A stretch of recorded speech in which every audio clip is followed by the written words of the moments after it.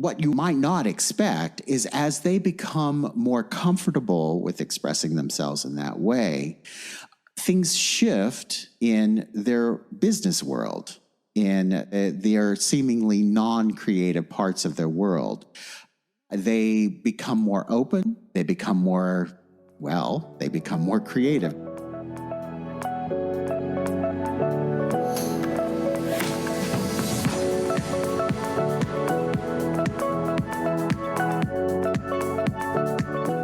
Hello. I welcome you to another episode of Reaching Your Goals. Reaching Your Goals is hopefully your favorite career podcast where you get the insights to go from motion into action and make things happen. I'm your host, Johanna. I'm a certified executive and career coach and a management consultant with an MBA from NYU Stern School of Business. My mission is to inspire you to reach your goals, lead with kindness, and have some fun along the way. This week, we will open the door to more creativity and find out what happens if you let the creativity in. I have the perfect guest for that. It's Dana P. Rowe. In our conversation, he will share with us how to let the creativity in. We will link it to purpose, talk about his, even talk about mine. There were so many nuggets that I took away from that conversation, so I hope very much you will enjoy it as well. Before we jump in, let me quickly introduce Dana to you. Dana P. Rowe might sound familiar if you are a musical lover, because Dana's first profession is being a composer and musical director whose work has been performed in New York, in London, and all around the world. His off-Broadway musical, Zombie Prom, has reached cult status and was filmed starring RuPaul and Katie Mixon. He has written many other shows, including The Figs, The Witches of Eastwick, Brother Russia, to name just a few. Dana also co-authored a book with Dr. James Kaufman, whom we know from the show, called Lessons in Creativity from Musical Theater Characters, which is scheduled to come out in December this year. On top of that, Dana is also a professional certified coach with the International Coaching Federation and works with arts professionals and professionals around the world and helps them to let creativity in. Dana currently resides with his husband in Provincetown in Massachusetts in the US. And now, let's jump in. Dana, it's great to see you again. How are you doing today? I'm doing great. It's so good to see you too, Hannah. Thank you for having me be your guest today. It's an honor and a privilege. Let's see if you still say that by the end of our time. Okay, fingers crossed. Yes. Okay, to get things started, I like to start with rapid fire questions, short answers. You say that music is your first language. How would you describe music in 3 words? I only need one. Emotion. Love it. I read that you are a connoisseur of chocolate and peanut butter combinations. Yes, I am. What's one combination that everybody has to try? Do you mean in all things in life or just, I've never tried it. You never have? No, so I'm feeling I'm missing out. It's very sweet. It also can be sort of a nice combo of the peanut, sort of savory, a little salty. There are many ways to experience it. I'd say the easiest way, and I have no affiliation with this brand, are the Reese's peanut butter cups. And that was, of course, that's the gateway. That's the gateway drug for chocolate peanut butter combination. What do you need to be at your best? Surprisingly, I need a good combination of social interaction as well as alone time. And that gives me a nice balance in my life. The alone time is when I sort of recalibrate and re-energize, and there's a different kind of energizing that happens when I'm with people and around people and collaborating. To be at my best, I think that I'm at my best when I'm collaborating with someone. Wow. And how would your family and friends describe you in 1 word? Curious. Yeah, I can see that in everything I read about you. So I think it's all over there. And I bet we will get to your curiosity. Who is one of your role models? Oh, wow. That's a great question. Just one? Feel free to name a few. I can name a few, and they were early on. They were early influence, people who had a great influence on my life, on the direction, the trajectory of my life. One was my fourth grade teacher, Mrs. Martin, and the other was Alta McDowell, who was my first piano teacher. So both of these women had really, really a strong, powerful impact on my life. I hope you will mention Miss Martin when we go to the key milestones of your life, because I heard that story before and I love it. Oh, sure. Yeah, so I think we need to get back to Miss Martin. You bet. Yes. So it's a little cliffhanger right now. If you could have dinner with any famous person, dead or alive, whom would you invite? I think that I would have to go with the late Stephen Sondheim. I would love to just sort of have a casual conversation with him. He was a great musical comedy composer, and I think brilliant, not only in his output for music and theater, but just the way his mind worked as a lyricist, I find fascinating. And what is the most important quality in a leader? I think having a balance of heart and strength, or warmth and strength and vulnerability. So that, that sort of combination there, not being afraid to be not the best person in the room or the smartest, perhaps. What is the best advice you've been given in your personal or in your professional life? That's very good. Very good question. Be true to myself. When I think about that, I think of different moments in my life. And one of them came from the late, great Bob Avian, who was the choreographer for many things, including Dreamgirls on Broadway and Miss Saigon, and many of the sort of seminal, what I would call the golden nuggets of Broadway. And I was working with him, and one of his pieces of advice to me was when I was sort of upset because I felt like they wanted me to write music for a portion of the show that I didn't feel belonged in the show. Yeah. And he just looked at me and he goes, "Doll, just write them the best piece of music you can ever write." And he says, make it just the best coming from you. And it was the best advice I ever got, And of course, the moment was cut. I don't know if how much you know about theater, but in my mind, it was like, this is so wrong-minded, But he says, "No, just write them the best piece of music you could ever write." And I did, and by golly, I felt really good about the music, but at the same time, and I wrote it, it was true to me, but then later on, they did cut the moment, and so all was well. Wow. And you mentioned Broadway and theater. What is your all-time favorite musical? Oh, I have to say I would have to go with Sweeney Todd at this point. I mean, there's a big revival on Broadway right now. It's one of the most joyful moments in my life was conducting a production of that show with Sweeney Todd. It was written by Stephen Sondheim. And so, yeah, that's one of my favorites. I think it combines opera and sort of like macabre sort of sensibility, and it's just really great. How many times did you see it? That's a good question. I would be hard-pressed to give you an exact number. I conducted it a number of times. I certainly listened to it a lot, the recording. I didn't see that many productions of it, but I did see there was a great video. They did a video version of it with Angela Lansbury that is just not to be missed.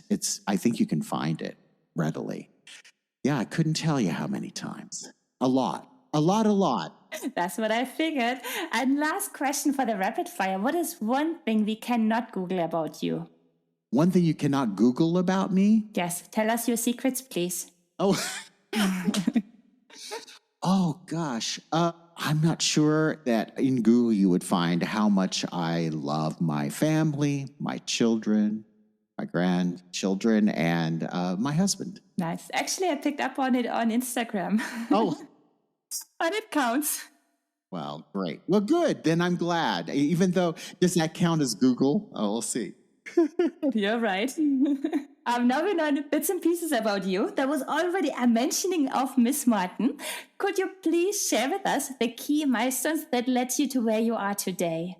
Oh, absolutely. I mean, I think it was circuitous at best. And I'm not even sure where I am today, Hannah. I believe that my whole life has been one of reinvention and redirection. And that curious thing, that I mentioned earlier, it's both a blessing and a curse because I'm always going in different directions and being and wholeheartedly so and passionately so.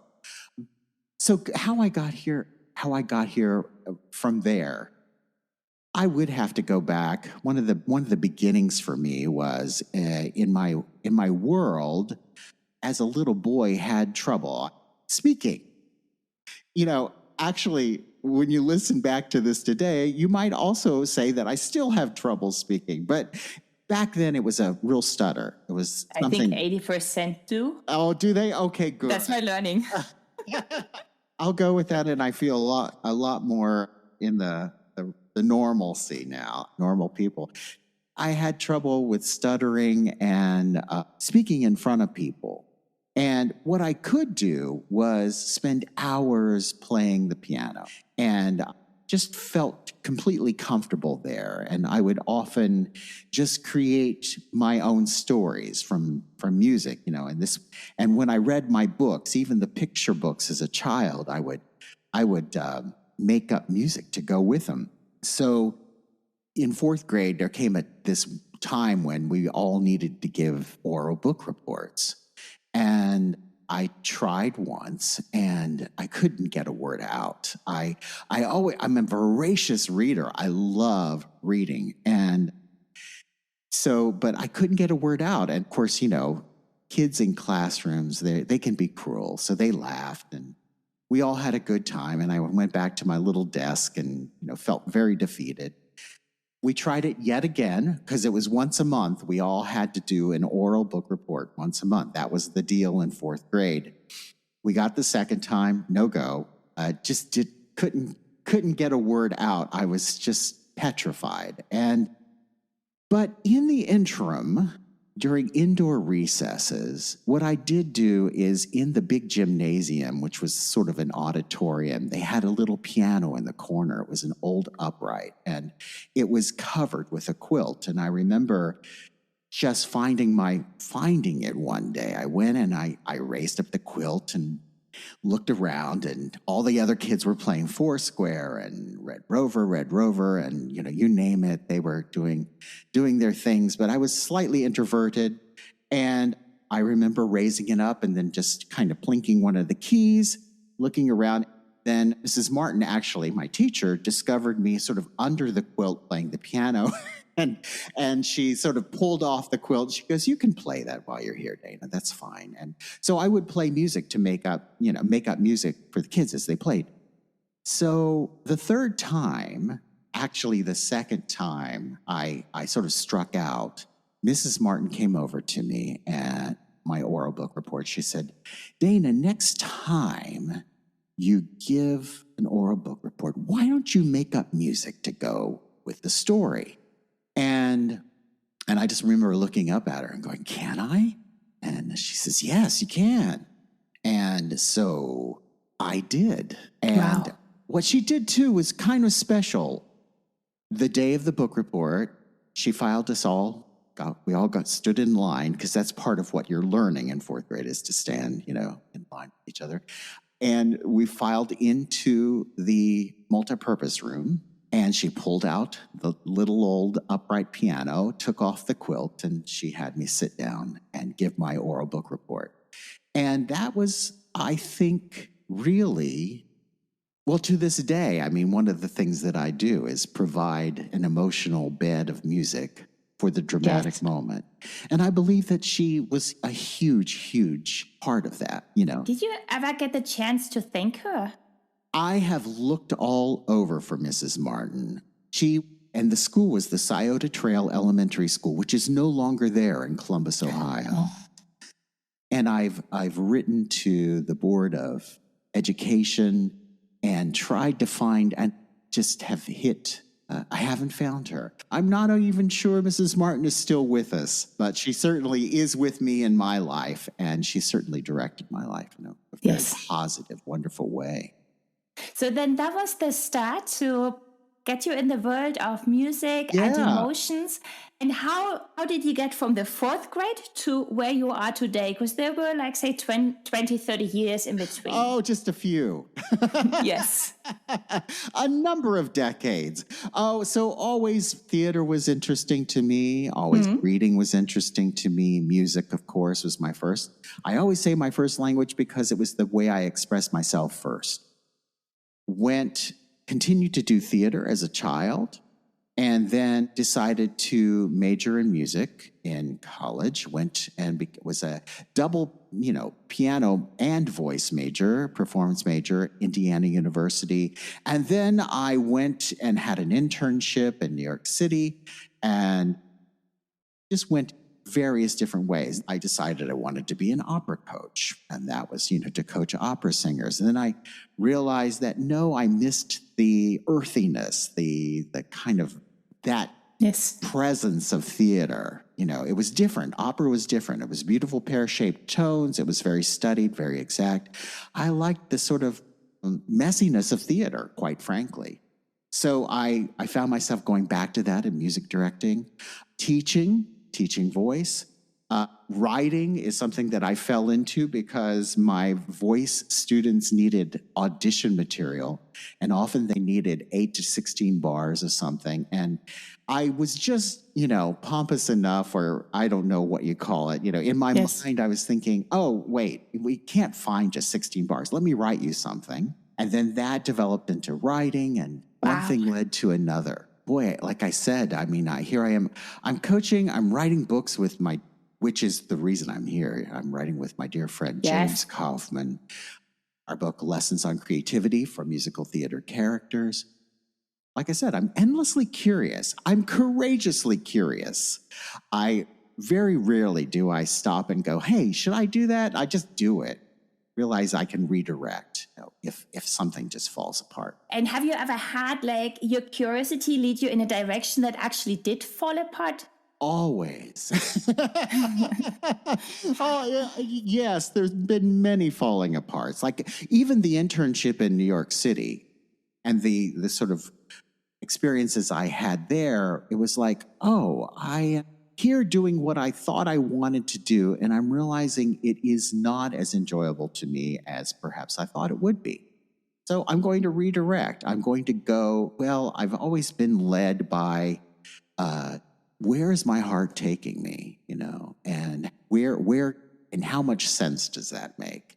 So I'm practical as well as passion-led. Yeah, I get the feeling you're very optimistic. It's like, okay, this didn't work. I learned something. Now I stumble across something new. Absolutely, because there's always something to be learned. There's always something to take along with you. When I look at what I'm doing now, which is the coaching with arts professionals, I look at that and I kind of go, oh, all these years of being a musical director, being a voice teacher, being a piano teacher, and then now intentionally being a coach and being certified to do that, doing that training, it all leads to this moment. So there was always something to pull from whatever experience I was having. And that to me is sort of the secret of it all. Now, when it's falling apart, when those things are happening, it's not always easy to see that. I think in the middle of it. Yes, in hindsight, it's much easier. It's so much easier. Now I do find that in the middle of something, whether it's a disappointment or, not being certain about something, that uncertainty in life that crops up daily. Now there's more of part of me that will go, this is going to work out. This is going to be fine. I have a lovely friend who always says, it all works out in the end. If it hasn't worked out yet, it's not the end. So it's, it's one of those things where you learn to be optimistic because of just your experiences. Yes. And you brushed over being a coach. So when did you decide to become a coach on top of everything else? It was something that I found I showed up in that way. I mean, even collaborating. I believe that collaborating with someone else to create something artistic, whether it's a musical or a book, like I'm collaborating with James, who is one of your guests. It's a wonderful, I mean, we're coaching each other. We're encouraging each other to have an open mind about something and to look at a different angle and maybe come up with something that wouldn't ordinarily have shown up. And so coaching to me was when I realized there was such a thing, and it wasn't necessarily vocal coaching for singers or acting or piano lessons, that kind of thing. No, I mean, I know you work with leaders, you help them to get their creativity out. So it's not even linked to music partially what you're doing. No, but at the same time it is, because there's a to me, Yes. because there's a way of sensing the emotion of a moment or where someone is in a moment. I think it's a kind of awareness. There's a neuroscience to it. There's a brain state to being open, to being creative. And finding that in someone and opening that up is one of the most thrilling things. So becoming a certified or, learning to be intentional about coaching, I think was really, really important to me, mainly because I just take such responsibility. When I'm working with someone, to me, that's a huge responsibility. It's a real honor to feel as if you're speaking into someone's life or able to help them have a better, more fulfilling life. And in coaching, we spend so much time helping people figuring out their purpose. What is your purpose here? Oh, wow. My purpose, it's very simple. It's very simple, and it doesn't sound very highbrow, I'm afraid. Oh, but those are usually the good ones. It doesn't sound all that advanced. I'm here to have a good time. And I'm here to bring beauty into the world. And I'm here to support others in doing the same. Wow. Thank you for sharing. You were just mentioning that you are also working with professionals that are not with a creative background. So it could be lawyers, it could be bankers. How do you help them to let creativity into their lives? And what is the upside of that? Oh, it's just the most exciting thing. First of all, many of those folks come to me because they feel like they're stuck in a rut. They keep hitting their head against a wall.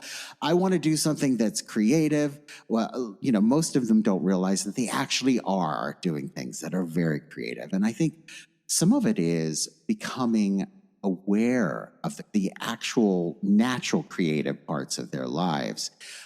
And then sort of taking ownership of that, and then also finding ways of expressing themselves that perhaps they didn't before. I mean, sometimes it's as easy as learning to journal first thing in the morning, or finding one of my favorite sort of assignments is, you need to find 3 songs or 3 videos or 3 moments in a movie that evoke some sort of visceral reaction from you, whether it's this a moment of heartfelt happiness, or sadness that will allow you to cry, or something that maybe even makes you angry, but that's the assignment. It's like to get familiar with those parts of yourself that we often stuff and set aside. What are your 3 songs? Oh, I have a song I will share with you, and it never fails. And I heard it the first time, and it's funny because it's considered a country song, which is not in my world of being, but it's called "Where Have You Been?" and it's sung by Kathy Mattea. I'm going to say the wrong thing now. Oh yeah, Kathy Mattea. I got it right. And and I heard it first in 1990, so 33 years ago. And the minute I heard it, the story behind it just got me. And now if I need to have a good cry, because I think we all do from time to time, sometimes we don't realize it, but sometimes we just need to process an emotion somewhere. Yes. That's a really good one to go to. You can find it on YouTube. It's right there. And I believe her husband wrote it. And for the longest time, she refused to record it or to sing it because she felt like she would never get through it without crying. It's a lovely story of love, you know. So when your clients, when they are looking for, or they find those 3 songs, or it's like those scenes in a movie, so they are supposed then to look at them, listen to them, to really feel the emotion and let it out? Yeah.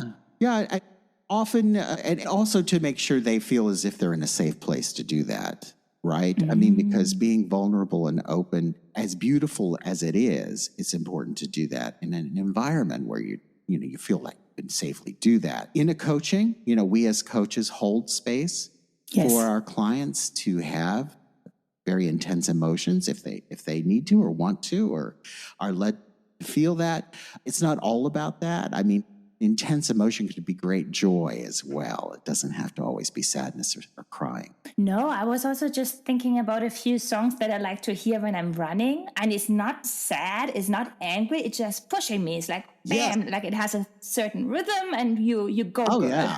It's great for running and walking and that kind of thing. And there's Walking on Sunshine is another one. I forget who sang that, but yeah, I love that one. It's just so fun and up. It's hard not to be. Or Uptown Funk is another one. It just makes me want to, just kind of get up and hop around. So those are really, really important. And one thing that I'm hearing there is this openness to let emotions in, because I had this discussion so many times that there's still this understanding, emotions, they are not part of business, leave them outside.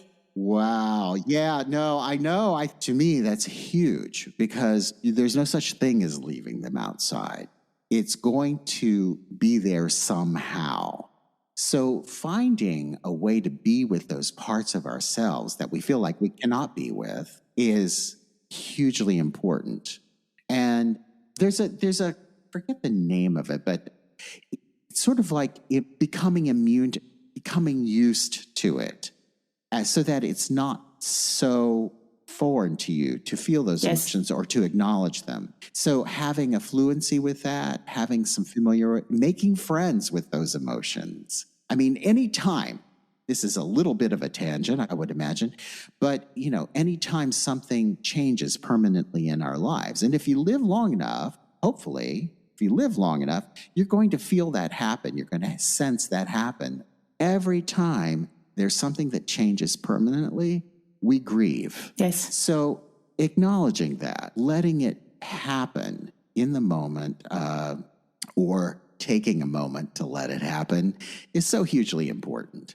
And when we now open the door towards emotion, what do you do next with the people, like with your clients? Encourage them to find a way of expressing themselves. In a very, again, it's about safety, isn't it? It's about not doing it in a way that feels as if you're on display always. Yes. It's sometimes just the thing that's between you and yourself. There are people who maybe are not writers. I will often say journal, every morning to write 3 handwritten pages or to put a time limit on it. Just a stream of conscious. It doesn't have to be perfectly written. You're not sharing it with anyone, and you're not going to go back and read it yourself. Some people get so self-conscious with the writing. I think it's a wonderful way. It's called just get out all the things. And for me, the morning journaling is great because then if 2 or 3 days in a row, I'm writing the same thing that's coming to mind, it's like, oh, wow, I better change something. I better act on that. I better take action on this thing that keeps coming back, or it's just going to keep rolling around in my head. So it's a great way to get those things out there. So finding a way to express yourself, even if it's privately like that, is a great start. For people who have trouble getting going with the writing, one of my favorite things is just to pick up your smartphone. We all have a version of that today, and get the voice memo thing and do a voice journal. Do a 3-minute voice journal every day. And these are things, like I said, that you don't expect to share with anyone. And little tiny things make a huge, huge difference. Rather than saying, I want to write a book, say, I want to write 200 words a day. being in love with, I call them process goals rather than outcome goals. So finding a way to be in process with your creativity is hugely helpful. Yeah, it's like you won't run a marathon after 1 week of training. Is not, I don't think you will. I know I wouldn't. You help people to get the permission to be creative. And when you see how your clients are changing along the coaching journey, how do they change? Like, what do you see happening there? Well, first of all, what you might not expect is as they become more comfortable with expressing themselves in that way, things shift in their business world, in their seemingly non-creative parts of their world. They become more open. They become more creative, don't they? They start thinking of different ways of doing things, and they're more open to that. They find themselves getting along with with their colleagues in a much more amicable way. And that was also a really nice thing in the discussion that I had when I had James on. Like he said that the first thing is we need to work on being open, and that is already a big thing because it doesn't come easy to everybody. And also you just become more aware of that. It opens up more ideas to you. Coaching, we also do, we love to help people reframe moments, and I think that become more facile at doing that, even with finding solutions for problems or for moments in the work space. It's easier to reframe it. Like, well, what if it were easy? What if we did do this instead of that? And the one word that was just popping up for me was compassion. Oh, wow. Isn't that important? Finding, first of all, compassion for oneself is always the first step, right? Yes. And then it's so surprising that once we are able to do that, then we can also find compassion for others so much easier. It's much easier to do. Because anybody who is trying to go down the creative road, it takes a lot of courage. A lot of courage, because there are no promises. There are a couple of things that just popped up for me when you said that around creativity. First of all, demystifying it and making it into something enjoyable and something that is like, I do this. Whether I'm going to be good at it or not really is not as important as the doing. And the wonderful side effects of the doing, the self-esteem, the feelings of well-being and joy, really is joyful, when you just kind of get past it and do it. I have the picture in mind of somebody who's really feeling stuck in their career, so not happy, knows something has to change and doesn't know where to go, and then wants to get more creative, but not feeling convinced that that actually does make sense. And the person for sure is wasting time on his or her phone. Like, I think that's a given. That's for sure. That's for sure. And actually, sometimes that's not a waste. There's a lot of judgment involved there, right? It's like, does this give them a chance to recharge? I'll use my husband as an example. He's balancing, several clients right now. So something I call it, he's spinning a lot of plates right now. But every now and then I'll catch out of the corner of my eye, he's playing a game on his phone. I believe that's hugely important, and that is what helps him balance everything else out. So most people think it has to be something huge and monumental and earth-shattering, and it's the little change that makes the most impact on our lives. The little change of, look, all right, so I'm 66 years old. So this was a number of years ago that Mrs. Martin said, next time, why don't you make up music to go with your story, with the book? And that, by the time it got to age 66, it made a monumental change in my life. So just one little positive change, that just gets you a little out of the rut.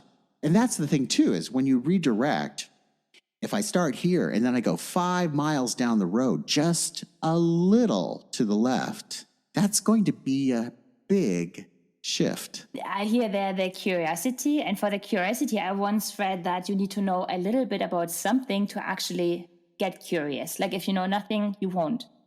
And so can totally see how the little changes are pushing and really opening a door to something you didn't even know. Yeah. Absolutely. And we don't know what we don't know, right? I mean, what are the levels of learning? Those little changes help us find what it is we don't know about something or what's possible. I mean, just even knowing the possibilities is sometimes very inspiring. Exactly. I hear the inspiration. And you were mentioning a few things before. It's like you create the awareness, you become open, you grow your confidence. And like all those opportunities, they help you also to find your purpose eventually. I know you're the one asking questions. I'm going to turn it around for you. Please. So for you, what is your purpose? I always say making things happen with lots of energy, compassion, and a smile. That's how I phrase it. That's lovely. That's lovely. And so you're doing that. And how does that make you feel? In the morning, I feel energized to get up and I'm like, oh, today I have to do this. And there's this energy I really want to. And if I look back to previous jobs, I didn't necessarily have that. I mean, now I also work for myself, so I find that already so inspirational and really going for things.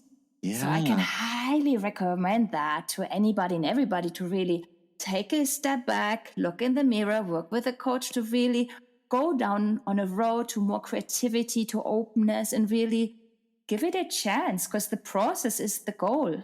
What's lovely here is you're also bringing up something that has become a little bit invisible to me, and that is all of a sudden you have this energy and this desire to do, where I think when we are closed off to those possibilities and to the, following whatever it is, where our heart is leading us and our mind is taking us and our curiosity is taking us, when we do that, all of a sudden there's this energy and a desire to do. Whereas before, it's been a little bit of a slog because I'm working. But life doesn't have to feel like you're working. It should just be one big old adventure. And it should just be joyous and adventurous and full of love and compassion for yourself and for others, right? I mean, that's the true joy and meaning of life. What is your last advice for our listeners who really want to become more creative, who want to go down our creative road? I would say get in touch with the things that light you up, that make you forget time, that time is passing. What is that? Really get in touch with it. Could be reading. It could be listening to music. It could be walking. It could be hiking. Be aware of that. Be sensitive to the things that light you up and go toward that. Thank you for sharing that. And I think everybody has a homework now. I have 3 more questions. What is coming up next for you? I am continuing to work on Books with James, which is another chapter in my life. It's interesting. I wrote musicals, and not that that's over. It's just that it seems to be I am shifting more into writing books. We are working on another creativity book, as well as one that's kind of exciting. We just started working on, and it's for families who have children who are interested in theater. Wow. And so it's sort of a combination. It will have some exercises for the families to do together and coaching type questions for the parents to. And so knowing what's possible, we just touched on it. Knowing what's possible is where you have the power, where you're empowered. And there's that. And, surprisingly enough, I've always been a reader. I love reading. And so the whole thing about the oral book reports, very funny because all of a sudden now I am actually I'm narrating audiobooks, which is something I love to do. So that's another aspect of what's happening in my life, as well as coaching. So you have the perfect voice for that. Oh, well, thank you. I love it. And who else should I have on this show? I had trouble narrowing it down, but I can tell you there are 2 people who came to mind immediately. One of them is a dear friend in Dusseldorf. Her name is Christina Gauthier, and she is a psychologist, and she studies burnout. And she recently did a TEDx talk on burnout, and delighted to connect you with Christina. That would be amazing. She's just a delight. And another wonderful human being, his name is Achim Nowak, and he lives in Miami, I believe. And he is an executive coach and wonderful leadership coach, as well as has a podcast of his own called My Fourth Act, which for folks of us of a certain age is incredibly inspiring because, life just gets better and better. Oh, I like that. No, that would be wonderful if you could introduce me to both of them. Absolutely. My pleasure. Thank you. You are the best. And for people who feel inspired, they can check out your website. It's Dana P. Rowe. They can find you and follow you on LinkedIn, on Instagram. How else can they stay in touch with you? Oh, I'm easy to get a hold of. I'm on all of those. Instagram, I'm on Facebook. And I would say LinkedIn, whatever feels most comfortable to them, I'm accessible. I love people. I think that's another part of this whole thing is I've always loved doing people things. So. And that is really coming across. It's like there's so much compassion that is coming through the screen here. I love it. Wonderful. Thank you, Hannah. I appreciate that. So thank you so much for joining me today. That was a pleasure. And I hope we inspired people to allow themselves to be creative. Thank you. I hope you enjoyed the episode and feel inspired to let more creativity in. See what happens. There's nothing to lose here. And don't forget to follow me on social at Reaching Your Goals Podcast and Delygate. You can subscribe to my newsletter at delygate.substack.com. And of course, if you have not yet left a rating or review in Apple Podcasts or in Spotify, please do so today. Hearing from you and getting your feedback, it means the world to me. And it helps me to spread the word about this show. So thank you so much. With that, we are done for today. We are one step closer to reaching your goals. Talk to you guys next time. Bye.